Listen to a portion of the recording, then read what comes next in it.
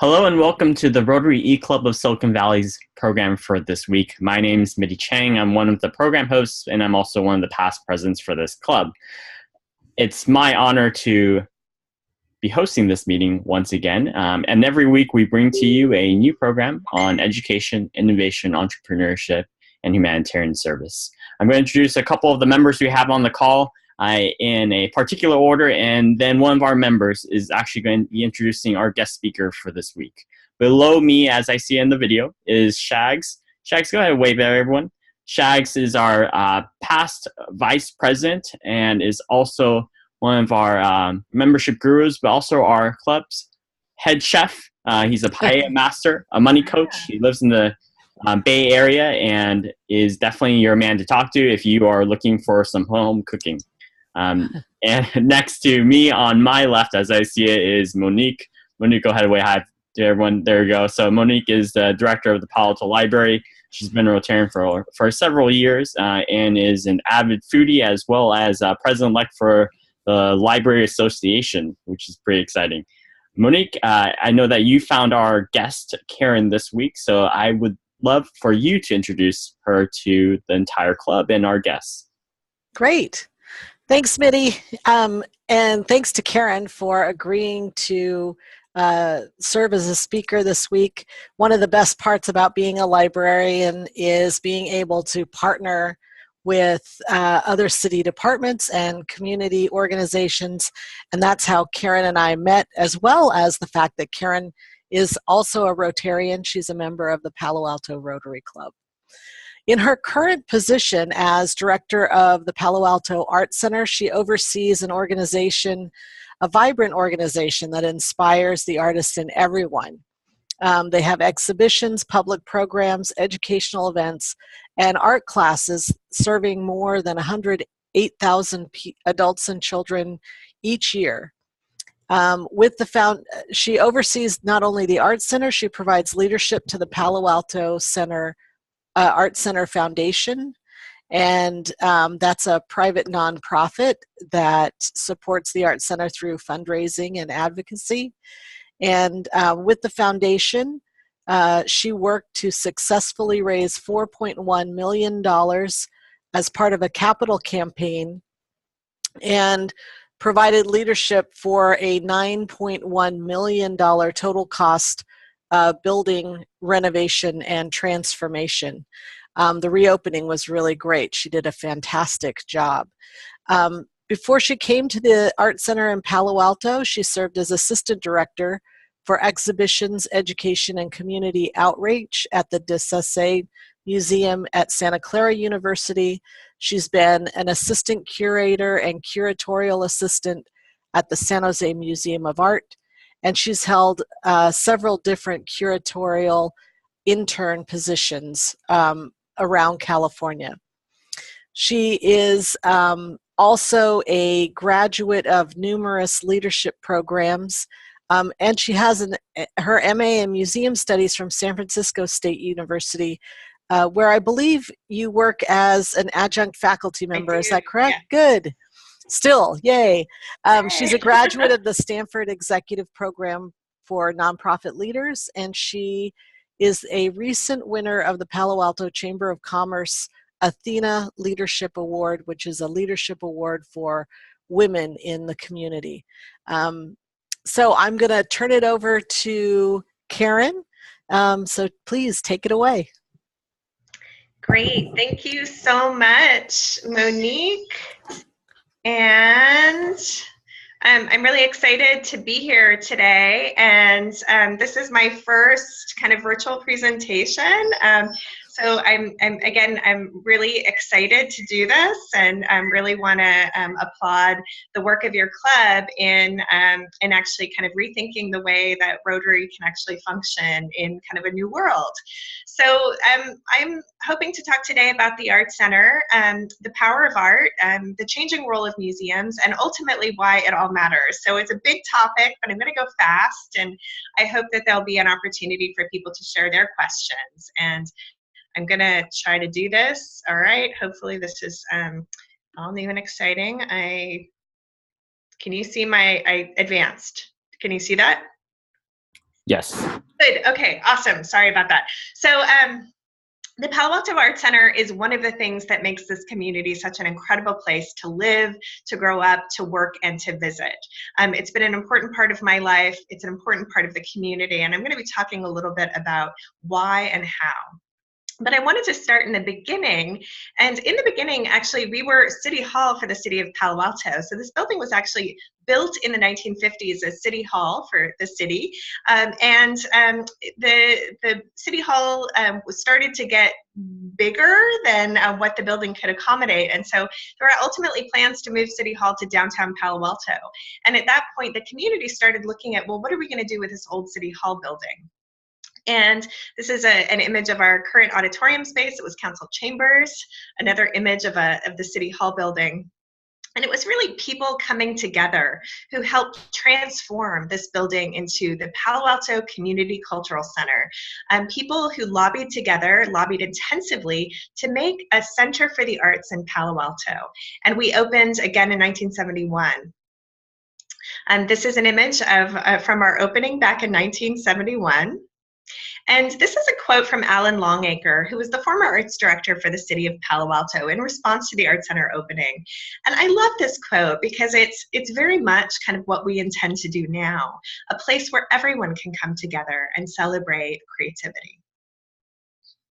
This is me. More than 45 years later, we provide a place where everyone can learn, create, and be inspired. And so since our founding, we've gone on to serve 100,000 people every year through a variety of programs. I want to just briefly highlight, Monique mentioned our renovation. We reopened our renovated facility in 2012, and that was also a story about partnerships, about people coming together, the City of Palo Alto, the Palo Alto Arts Center Foundation, and donors in the community. At the time, it was the city's largest public-private partnership around a building renovation. So what can you do at the Arts Center? You can see an exhibition. Our exhibitions are free admission. They change quarterly. This is an exhibition you could see 24 hours a day. This is an installation by Patrick Dougherty, a North Carolina-based artist, who was out at the Arts Center in November creating this site-specific sculpture called Whiplash, made entirely out of willow. It's an amazing piece. It's right on Embarcadero. You can't miss it. You can also take a class. We offer classes for children and adults. You can also participate in a family program. We offer family days throughout the year where families can make art together. Community celebrations, such as the Great Glass Pumpkin Patch, which draws 5,000 people to the Art Center every fall. It's the largest glass pumpkin patch in California. And the Clay and Glass Festival, which draws 10,000 people to the Art Center every summer. We also offer Friday Night at the Art Center programs, which are a great way to experience the Art Center in a fun and creative atmosphere with libations provided by the Art Center Foundation, as well as creative art activities for everyone. We have a school tour program, Project Look, that serves 5,000 school children a year, and Cultural Kaleidoscope, an Artists in the Schools program that draws together the communities of Palo Alto and East Palo Alto through the arts. We also have an Artist in Residence program that actually engages community members in the artistic process. A volunteer program, more than 800 active volunteers support all our work. These are actually Kiwanians who frequently volunteer for our family days. And our Art Center Foundation offers a membership program for the entire community that helps to support our work. So I often like to talk about what makes the Art Center unique. We are not your traditional museum in the sense that from the very beginning in 1971, we celebrated making art in addition to seeing art. And that continues to this day. So this is not who we are. And this is important because the Irvine Foundation, one of the most significant funders of arts programs in California, talks about how we're in the middle of a seismic shift in cultural production, moving from a sit back and be told culture to a making and doing culture. And I see this represented in so many different areas of our culture, right? From the Maker Faire, which is drawing people from, Maker Fairs are sprouting up all over the world, and the Maker Faire locally is drawing hundreds of thousands of people. You have Etsy, an entire community around making. You have Tech Shop, this idea of community workshops where people can make together.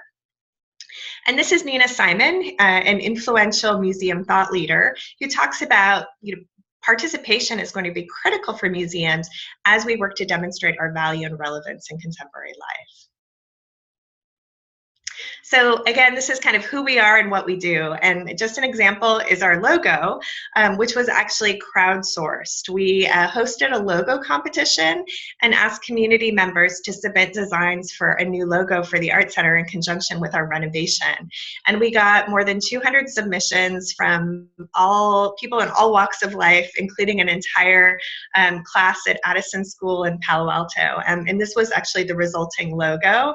I love that one of my staff members found that someone had actually knit our logo and put it online. So great. And when you first walk into the Art Center, you'll see another example of this. This is a project that was worked on by a Palo Alto artist, Judith Content. And she collected ceramic materials that were unwanted or broken for a period of months. And she actually tumbles them in a rock tumbler in her backyard and creates this wonderful ground cover. You see it right as you walk in the Art Center, and it really celebrates the work that we do around ceramics. This is another example from our opening exhibition. Local photographer Angela Bunning-Philo created this piece, The Palo Alto Forest. And she asked community members to photograph a tree in Palo Alto that was meaningful to them, then write a 6-word story about that tree. And Angela took all of the photographs and the 6-word stories and put them in, creating this immersive installation that really spoke to the power of trees in our community in a way that included the voices of so many community members. This is an example of an artist in residence program. This is Aaron Toole. We set up a ceramic studio for him in the Art Center, and he made more than 800 cups about his own military service. He also asked community members to submit images and objects of their military service that he would incorporate into the cups. He then displayed all of the cups during an exhibition and then gave the cups away. For Aaron, the cups are intended to be a vehicle for dialogue about veterans and the military experience. So that's what we do. I think the larger question, why does it all matter? We, of course, believe that art is essential to healthy communities, that it's critical for our well-being. It's critical for lifelong learning.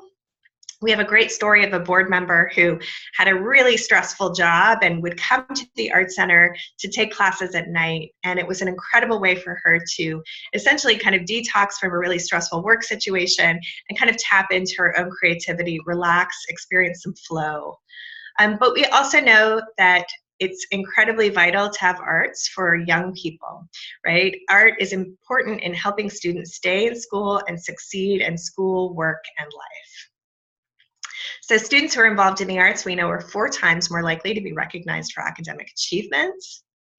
And students involved in the arts are more likely to participate in math and science fairs and more likely to win awards for school attendance. Students involved in the arts are more likely to be elected to class office, and lower socioeconomic status students with high participation in the arts actually have a lower dropout rate than their peers who don't. We know that the arts also teach the ever-important 21st century skills of creativity, collaboration, critical thinking, and communication. We call these the 4 C's, and they're integrated in all of our programs for youth. And business leaders say that creativity is actually the #1 skill they're seeking when hiring. This is critical because this is what we teach at the Art Center. I'm a huge fan of Daniel Pink and his Whole New Minds book, where he talks about the future belonging to a very different kind of person, right? And these are the artists, the inventors, the designers, the storytellers, the pattern recognizers, and all of this we train at the Art Center. So students who are involved in the arts do better in their SATs, and low-income students who are engaged in the arts are more likely to gain employment and volunteer in their community. But the reality in many communities, including East Palo Alto community we work in, is that the arts are disappearing in schools. And 2/3 of public school teachers believe that the arts are being crowded out of the school day. And we offer a solution for the entire community. And this is a quote from a recent visitor experiencing the Art Center for the first time. You know, an incredible gathering place for the community to focus on creativity together. So I like to conclude my talks by including some quotes from visitors that kind of showcases the broad range of what people can do at the Art Center. I learned that anyone can draw. I thought of an idea for a new company. I took a belly dancing class. My photography club meets here. I learned that I look good in a smock. I threw a really cool party here. I discovered my passion for clay. You can see famous artists here. My management team holds retreats here. I go to reflect in the sculpture garden. I couldn't resist. I bought 15 glass pumpkins, and it's where I met my wife. So that concludes my presentation, and I look forward to questions from all of you.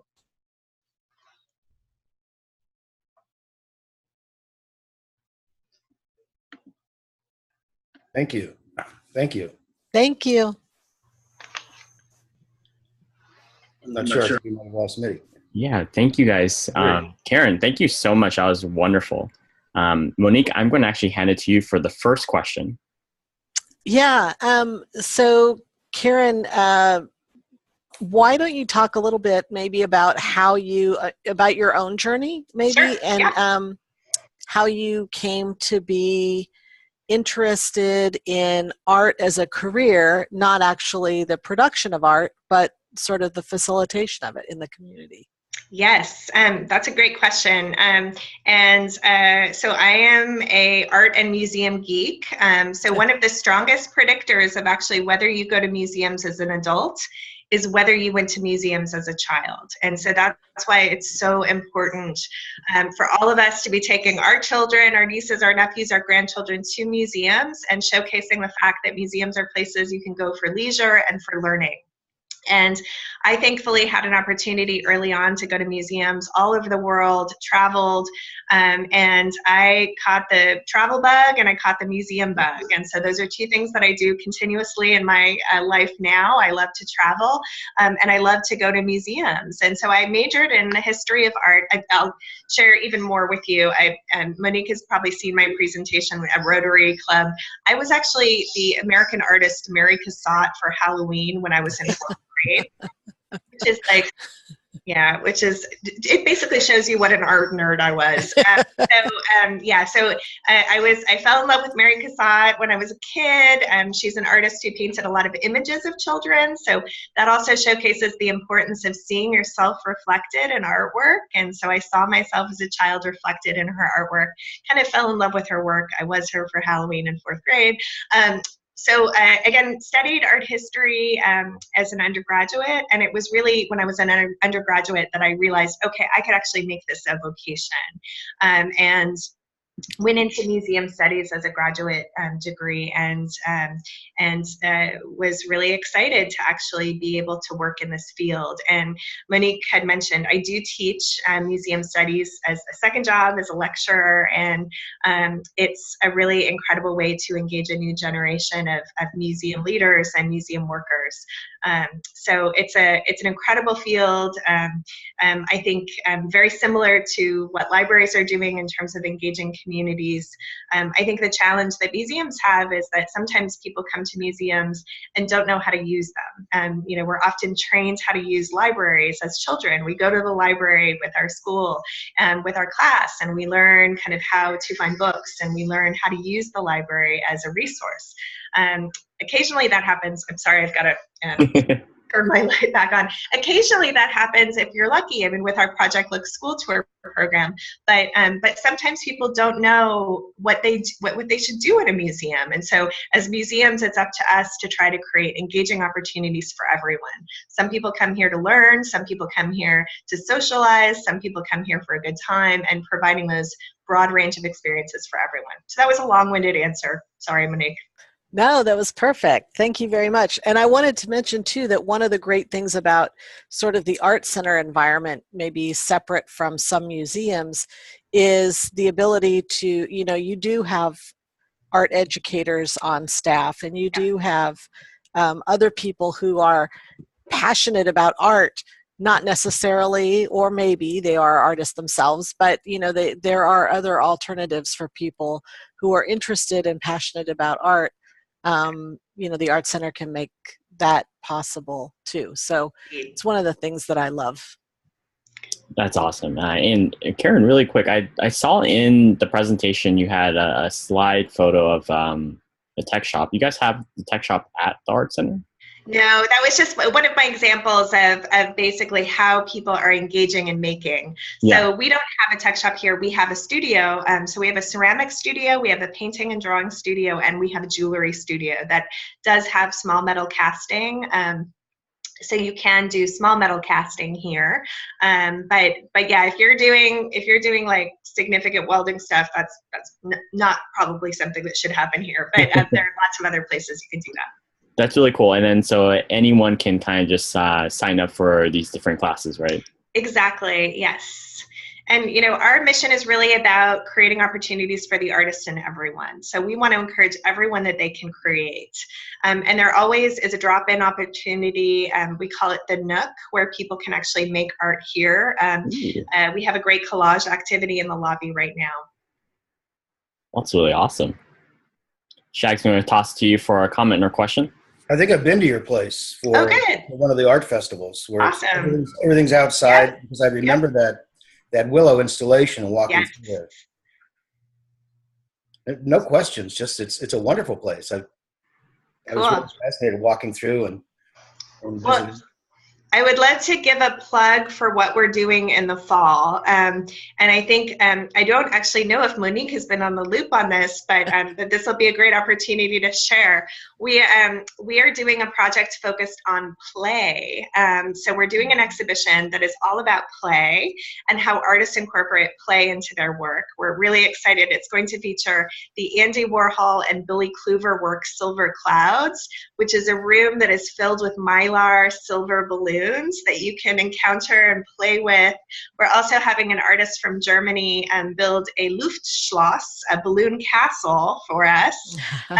And so the whole exhibition is really about encouraging people to play.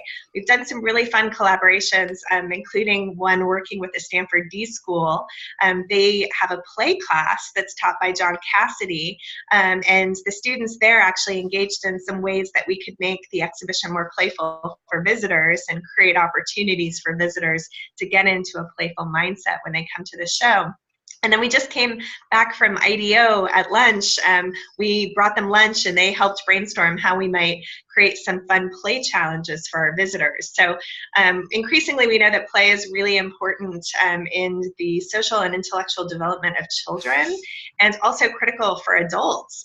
We're all stressed out and constantly on our devices, and what can we do to kind of engage people in playful behavior that is healthy intellectually and healthy socially. So that's what the fall is all about. So definitely keep the Art Center in mind as you're thinking about stuff to do this fall. That sounds great. And when does that launch this fall? Do you know when? That launches on September 15th. So on Friday, September 15th, we'll have a big opening reception here, one of our Friday night at the Art Center from 7 to 10 p.m. It's free. You'll be able to make some playful art, see the balloon castle, play with some silver clouds, and get your play on. Awesome. And so I think you mentioned a few volunteer opportunities and I know you featured a photo with some Kiwanis, which is awesome. Yes. I was wondering if you could share with us maybe what are some ways that folks can get more involved with the center, but also maybe challenges that you guys are facing that maybe you could use some special attention for. Yeah, so as I mentioned, we have 800 volunteers who really help every single area of our operations. Right now it's summer, so we have actually more than 10 summer interns who are from as far away as Bowdoin College, and then a lot of summer interns from Santa Clara University, from more local campuses. And then we also have a counselor in training and lead counselor in training program where we've got teams who are actually helping us actively in our classes. Throughout the year, we also have volunteer opportunities for adults to help in a variety of different ways. In the classroom, assisting with some of the work that we do with kids, at events, lots and lots of opportunities. We also can work to create special opportunities. I know that it's a challenge and an opportunity. A lot of local corporations are looking for something for a large group to do together as a team building opportunity, and we can frequently work with them to figure out an opportunity that might make sense. Kiwanis is a great example. They like to come together to a family day where they can work together, and it's an opportunity to do service but also spend time as a club together. Challenges, I think that we're all in a kind of very different funding landscape right now. I think one of the current challenges is, we have received incredibly generous funding from national funders like the National Endowment for the Arts and the Institute of Museum and Library Services. These are critical funders that allow us to expand our programs and reach new people in the community. These are two federal entities that are currently at risk, and that could have a huge impact for the Art Center and also for many different organizations in our field. Got it. Well, thank you for answering that. Karen, that's all the time we have for questions. Really appreciate your time for presenting to us, but also answering our questions. And I'm sure our members and guests who will be watching this video will also appreciate that as well. And so I'm going to turn it, I'm going to first thank everyone for watching. So thank you for tuning in this week. If you haven't had a chance yet, check out the links that will be below the video. They'll be directly to the Art Center as well as some links to their upcoming programs. But also feel free to leave a comment at the bottom of this meeting page, and you can maybe ask Karen a question, or if you have a comment about how the program went, definitely let us know. We look forward to seeing your comment there, or maybe just tell us a little bit about how your week is going. Otherwise, we will be sure to see you guys at the program next week. Karen, I'm going to turn it over to you for our last words.